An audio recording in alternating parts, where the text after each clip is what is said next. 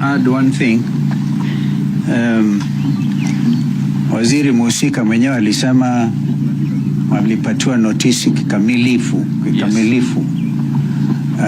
Na pia kwa hafla hii tunaandamana pia na waathirika na vile familia zao na wenzetu wengine ambao wako hapa. Tuko pamoja as kama United Alternative Government.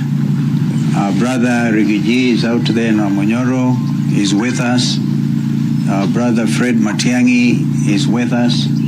Our brother JB Muturi is also with us. In fact, for JB Muturi is watching close because he is the chair of the Restorative Justice Commission, which is what we as United People's Government put in place. Mama Kennedy is here. Sijui kama angesema tu kitu kidogo. Yes, kwa niaba ya waathirika. Mama yake. Kwa majina naitwa Jacinta Nyango. Mimi ni Mama Kennedy Onyango. Kennedy Onyango alikuwa na miaka 12. Mimi ama sisi tunataka justice, tafadhali Mr. President. Tunataka justice. Nataka kuona serikali aliyeua mtoto wangu angalau nitamsamehe. Naomba serikali uko na mkono. Ingekuwa ni mtoto wangu ameandika kitu mbaya kukuhusu, ungesa mchukua na angesa tia sheria. Lakini ni yale wawa na mimi ni mtu wa chini na sina cha kufanya. Niko tu na siku ya kumkumbuka kama leo.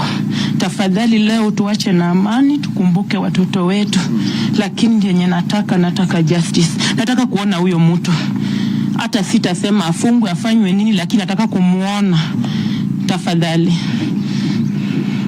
Leo tafadhali usitupee tia gas ile tulikula last year. Tafadhali. Hii yetu sio ya kukimbia na kurukaruka kwa barabara.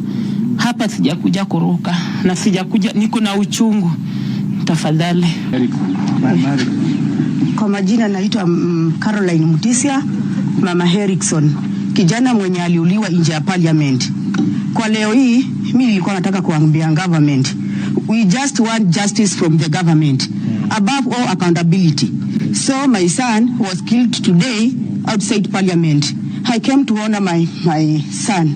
So nataka kuambia government, leo last time walitukataza, leo nataka tuende tuweke mahua pamoja na viongozi wetu wa hii nini. Asanteni. Mama Ibrahim, mtoto wake pia aliuliwa nje ya parliament 2024. Kwa majina naitwa Edith Wanjiko Kamau, mtoto wangu anaitwa Ibrahim Kamau Wanjiko, 19 years old, aliuliwa kwa nje ya parliament. Kitu mimi ningeomba tu serikali, polisi wote wenye waliua watoto, polisi wa uaji, mimi ningeomba wachukuliwe hatua. Ndio next time wasiendelee kuua. Sababu since 2024 mpaka leo tuko 2026 kila maandamano wanaua. Sisi tunaomba tu justice. Hiyo tu. Mama Kelvin, mtoto wake pia alipigwa na polisi akauawa.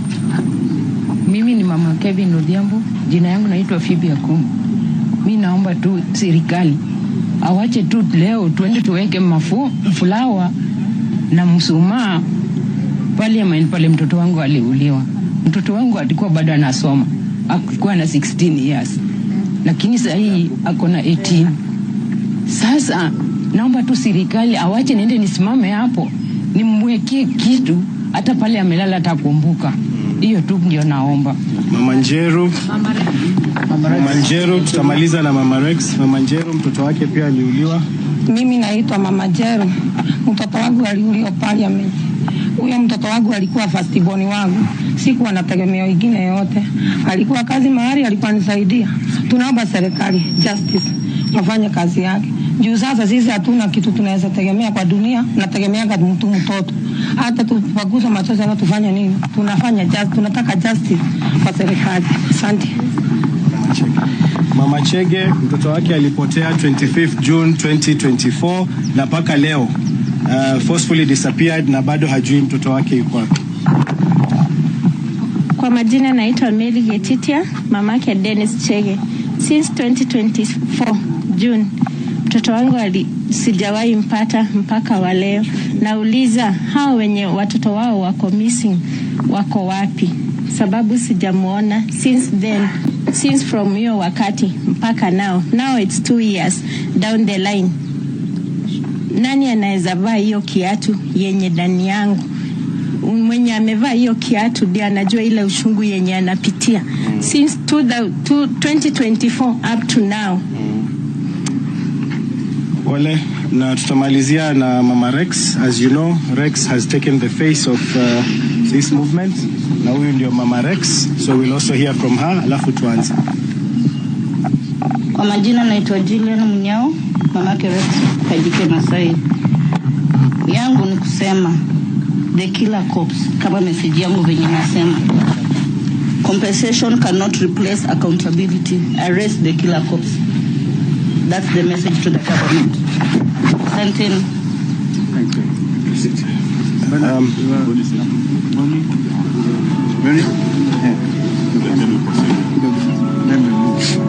Hello, we are here today to remember the young people we lost in 2024, 2025, and we're here to demand justice and accountability because compensation cannot replace the lives we lost. So you ask the government, as you march to parliament, you want to be provided security. If there are any goons today who are going to try and interrupt our march, they are working for the government. As you can see, there's no one here who is armed. We are all... Kata music kidogo. Yeah, okay. So we are marching to parliament in peace. We know that Ruto is very afraid of the change that is coming in this country. So as we go to parliament, we are going there to remember those young lives that were cut short by police bullets. And we're saying money cannot replace lives. If Ruto wants to kill any people today, he can kill Charlene and George Ruto and pay them, but not young people. So we demand justice, we demand accountability, and we demand protection today. Across the entire country today, people are supposed to march, but the president has locked down the country. So even if he didn't want us to have a holiday, today is a national holiday, no work, no school, as we remember the lives lost. So as we march to parliament, we're going to march in peace as we remember those we lost. Yeah. So these are flowers, eh? As you can see, we are armed with flowers. The families are here and the leaders. And we are asking the police, you must desist from using force against peaceful protesters. We will march from here, heading towards parliament, and wherever we will reach, we will lay the wreaths, we will lay the flowers, we'll say our prayers and light our candles. Sawa sawa, let's proceed please.